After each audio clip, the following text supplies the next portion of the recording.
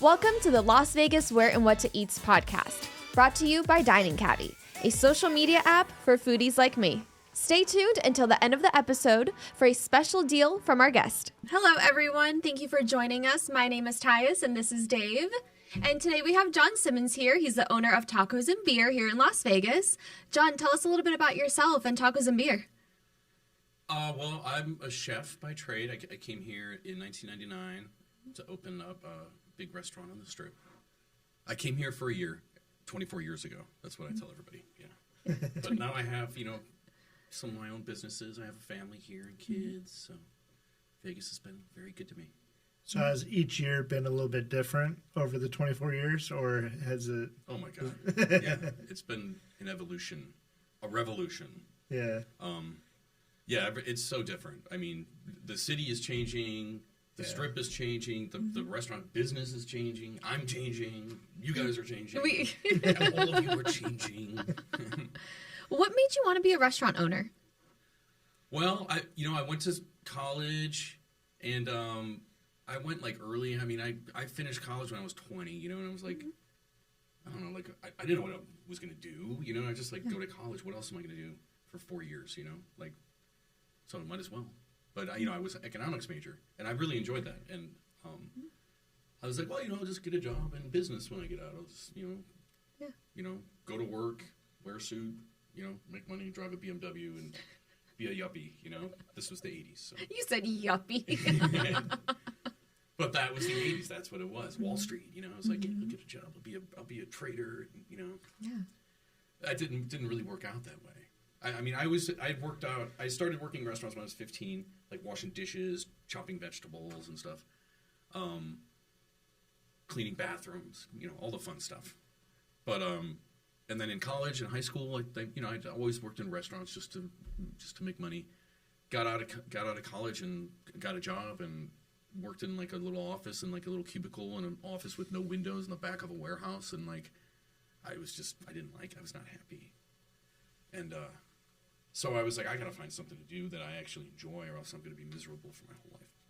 And a friend of mine had a friend who went to culinary school. This was in the 90s then. And that's when, the Food Network was coming out. Yeah. And, the chefs were actually kind of cool, Mario Batali and all these guys. Mm-hmm. And Mario Batali, that's not a good example. Didn't work out very well for him. But, that Bam guy, Bam, and all those, but this is when Bobby Flay and all these guys came around, and Rachel Ray.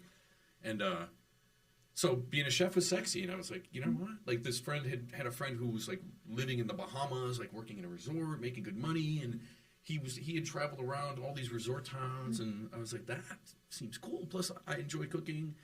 And, I could learn about food, and I really wanted to really immerse myself in it, Yeah. When I went to college, I just kind of went to school, got grades. I did, I wasn't really driven, I just wanted to get my degree. But I was driven when plus I had to pay for culinary school instead of my dad paying for college. But that was when people can afford to pay for college. Sure, yes. Yeah. That was 20 years ago, right, you would say? Yeah. I would say 20 years ago. Yeah. So I was like, I'm gonna go to culinary school. So I went to culinary school and worked my butt off, and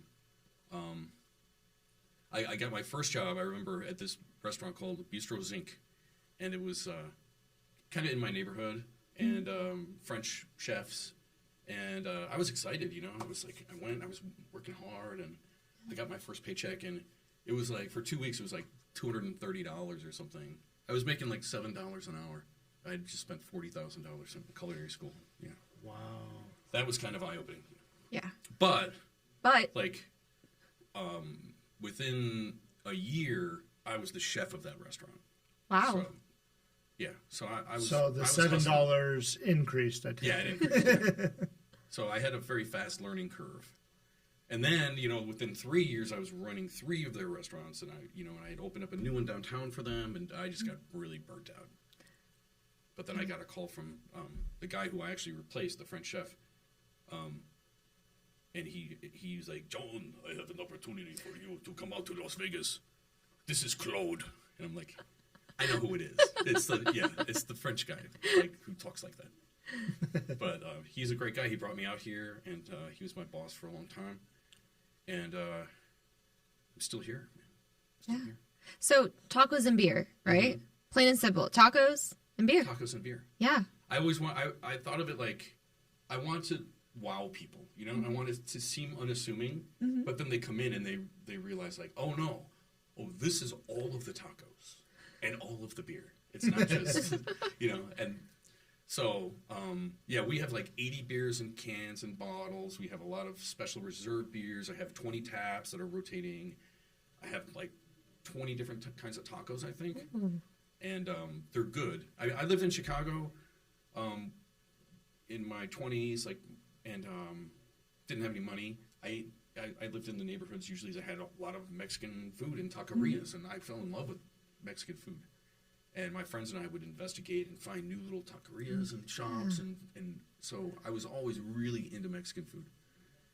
And so I always wanted to open my own place, so I cooked a lot of Mexican food, and so I used all my secret weapon recipes. I found an outlet for them. An outlet. So what's the most unique taco on the menu, or like the one that... it's probably the güero taco, it's called. Okay. It's that güero means white guy, basically.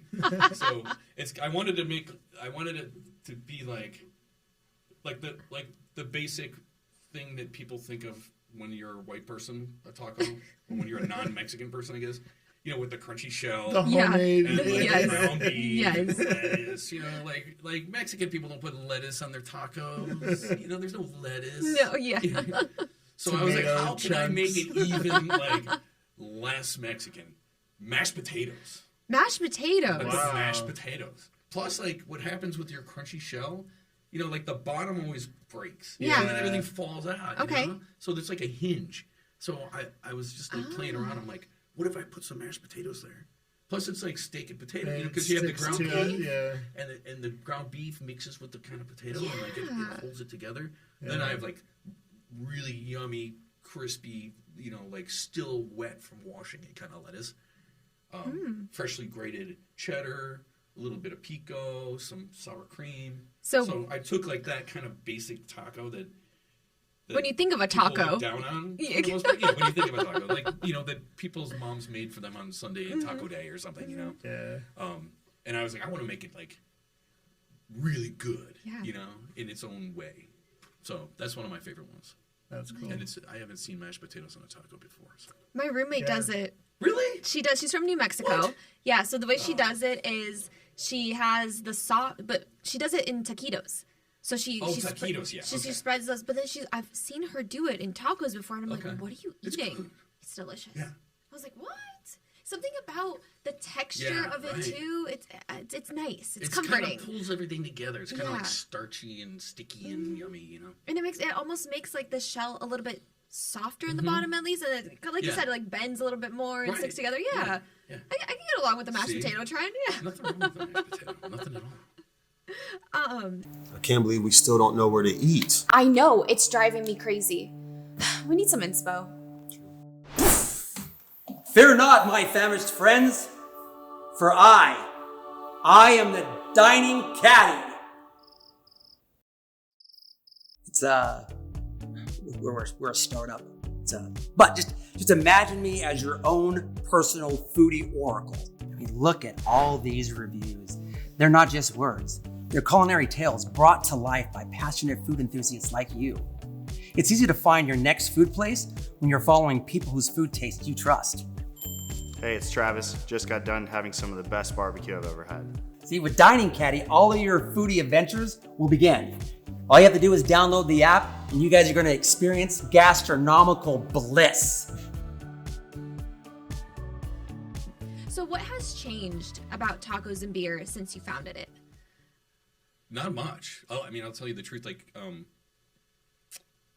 I made tacos and beer just kind of like a love affair restaurant for all the things that I like. You know, I didn't want it to be like so many other like kind of more upscale taco shops where they have like the Mexican wrestler pictures all over, and you know, and like the It's like they're all the same. They have like the skeleton things, you know, like the Dia de los Muertos stuff. It's like, I don't know, that stuff is so cheesy to me. It's just so overdone. So I was like, I'm gonna do this place like rock and roll. So I have all kinds of rock and roll memorabilia, but like obscure weird stuff. Like I'm like an 80s and 90s like alternative rock like aficionado. So if you're into that kind of stuff, you'll see all kinds of weird little concert posters and stuff around of obscure bands that nobody's ever heard of. I'm guessing a lot of Nirvana stuff too. Nirvana? Yeah, not that obscure, but No, but I'm guessing a lot of I don't that. have any Nirvana, but I play some Nirvana. Yeah, I play a lot of Nirvana. Okay. But there's, I don't know, it's just cool. There's a story behind everything. There's all kinds of art everywhere.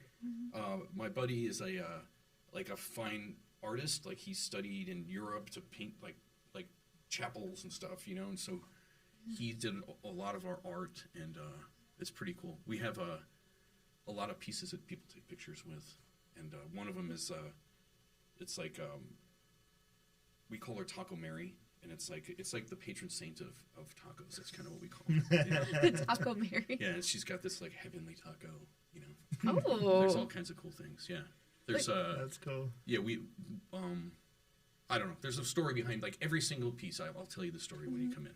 I love that. You guys out there too. When you guys come in, he'll tell you the story. He'll personally be there to tell you the story. I really will. Yeah. Yeah. You seem like you would. That's the place that I'm at the most often. When did you open Tacos and Beer? It was 10 years ago. Oh, okay. Yeah. Wow. So what happened was that was the original Firefly. Oh, So okay. when my lease was up there, because we outgrew that spot, like we needed a bigger spot, we moved it just a couple doors down. I kept the lease there and I turned it into Tacos and Beer. And there's only one Tacos and Beer in town, or do you have multiple? There's one. There's one? Yeah. On Paradise. Yeah. Yeah. I was gonna put one at the band, and I had this lease signed and stuff, but like I said, just circumstances changed so much in the past few years. Yeah. Excuse me. But we'll be back. We'll make another Tacos and Beer. Yeah. Is there any opportunity for franchising it? Not really. I mean, these businesses are very complex. They're not really suitable for franchising. I mean, I take investors in, you know. Right. But as far as like having someone buy a franchise, I mean, that's usually something set up for something that's very streamlined, like a sandwich shop kind of a thing. Right, you know? like 10 menu items and something that you can yeah. really have quality control, and this is, you know, I mean, I have 20 different tacos on the menu, and you know, 30 other things too, and you know, 40 sauces. And So what's the price range of the tacos on your menu? they're all like around $4, $4 to $5. Okay. I think they're like $4.40 for some and $4.80 for some.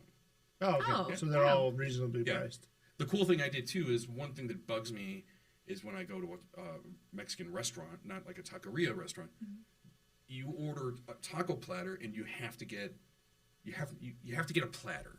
You know what I mean? It's like, so it's like, oh, it's $18, but I get like 2 tacos and then like a pound of refried beans. Oh, I see. Yeah. And like, you know, like, Yeah. like It's a full plate. a quart of rice. It's like, Yeah. you're just buying rice and beans. So I always thought like, I don't want that. I don't even want that. You know, like, You don't have rice I and want beans? to be able to order different kinds of tacos. I don't want to have 2 or 3 of the same taco with a big pile of rice and beans. So, Okay. so that's why ours is set up to be a la carte. So you could pick a platter of 2 or a platter of 3, or you don't even need a platter at all. You could just have them a la carte, and you don't have to bother with the sides. And I have like 10 different sides. You know, it's not just rice and beans. That's it. So we have chiles toreados, which is like grilled chilies. We have corn salad, which is really good. It's one of my secret weapons right there. Yeah. Ooh. Speaking of secret, any secret menu items? I don't have any secret menu items, but like every month we have a special. Okay. So we'll have like a special taco of the month. And part of that is because when COVID happened, I had to slim the menu down. And a lot of those old tacos that I took off, people miss. So this is a way for us to bring them back sometimes, you know, some of the favorites, cochinita pibil and some things. This new one I just put on the menu is amazing. It's, what's it called? Queso de costra, I think. I forgot exactly how you say it, but it basically means cheese scab. Cheese scab. Yeah. Which is not very appetizing, but it's. But when you you- take. It sounds better In Spanish? Yeah, that's why we'll just leave that in Spanish. Yeah. Cheese scab. No, what you do is you take some cheese, and you put it on the flat top grill, and it melts. Makes a scab. Yeah, it gets all crunchy on the bottom and like turns brown, but then the top is bubbly and ooey and gooey. And then you scrape it up and put it on the taco. It's amazing. I mean, it's just like that process, just caramelizing that cheese, just like changes the whole world. What is that, like a vampire style they call? No. That's different. That's where they take the tortilla itself and they bake it and they cook it for a long time so it gets super crunchy. Gotcha. Okay. Those are good. Those are good. Do you have those? You have those? I used to, but nobody bought them. Oh. So, man. Stick to the simple ones. You can't have everything. Yeah. I mean, I try. You know, again, my chefs hate me. Oh, I'm sure they don't. Yeah. They're like, here's 10 new items for the month. Enjoy. I know, yeah. Eden is out at one of her favorite restaurants, enjoying some amazing food, but she's paying full price. Tice is at the same restaurant, enjoying the same food, but paying 20% less. If you're like Eden and wondering how, let's rewind. Eden used traditional methods to find where and what to eat, while Tice used the Dining Caddy app to find exclusive deals at her favorite restaurants. Be like Tice, download the Dining Caddy app today and find exclusive deals. In traditional fashion, we like to end with a deal of some kind for our audience. What is Tacos and Beer offering to the Dining Caddy viewers? Just for Dining Caddy viewers, I was thinking I was going to do something special, you know, like buy this and get that. But then I'm like, let's just give money back. Like 20% off. Awesome. Chop it, baby. 20% off. Anytime. Even happy hour. Ooh, Even happier. Yeah. Wow. Yeah. that is so generous. Yeah. That's how we do it. I love that. Tacos and beer. Yeah. 20% off. Hell yeah. 20% off. That's like almost like, I mean, when you think about it, a free taco at the end of the day. That's how much you're spending. It kind of is. If you get, it's like buy 4, get 1 free. Yeah. Buy 4, get 1 free. Buy 4, get 1 free. Sounds like a deal. Yeah. And I can down 5 tacos. Yeah. Oh, yeah, easy. Absolutely. Well, that's a good question. How big are the tacos? Like, do you have a variety of sizes? They're kind of medium size, I'd like to say. So are they like, not like the street tacos. the homemade, or not the homemade, but the home bought taco shells? Are they about that big? Oh, no. I forgot. Yeah. We make our own tortillas to order. So I have a lady, like, right there in the dining room, basically. She rolls out the tortillas and cooks them right there to order. They're like 5-inch. They're like, they're not like the little ones, but they're... They're not huge, but they're not small. Yeah, right. They're a good sized meal, you would say. I'd say they're like a 4-biter. Okay. Probably 3 or 4-biter, depending on your mouth size. Yeah. I love that. Or I guess 1 if you have a really big mouth. And if you're really hungry, you just down it. Homer Simpson style, yeah. Well, John, thank you so much for joining us today, and we appreciate you. And everyone go check out Tacos and Beer.